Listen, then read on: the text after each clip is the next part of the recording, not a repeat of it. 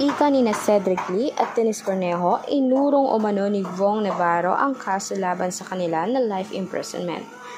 Pinatotohanan ngayon ni Vong ang statement niya. Hindi niya inurong. Mali ang balitang mismong nakalap ng ibang media.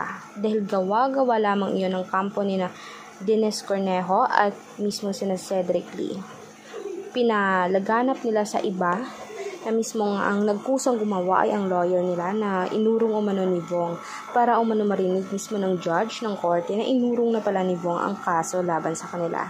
Walang katotohanan iyon. Dahil ang iyon ay tila natatakot lang sila dahil life imprisonment nga ang hatol sa kanila. Kaya gumagawa na lamang sila ng kwento baka naman makalusot. Wala naman umanong ibang mayayari kung gagawa sila ng kwento dahil wala naman silang binugbog. Kundi gagawa lamang sila ng sariling statement nila na galing umano kay Vong. Ginaya nila si Vong. Kaya ngayon, baka sa ginawa nila, mas lalong lumalalim ang karma sa kanila, mas lalong bumabalik, hindi na aatras. Dahil si Vong, gigil na gigil ngayon.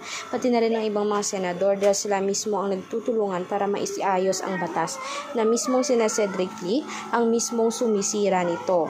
Dahil sila mismo ay iba talaga ang pakay nila. Nahahalataan na sila, nakakaiba talaga ang mga kilos nila. Kaya ngayon, lagot sila mismo sa batas. Kaya for more public videos guys, for more videos updates, mag-subscribe kayo, i-like at i-share ang ating videos. Salamat po.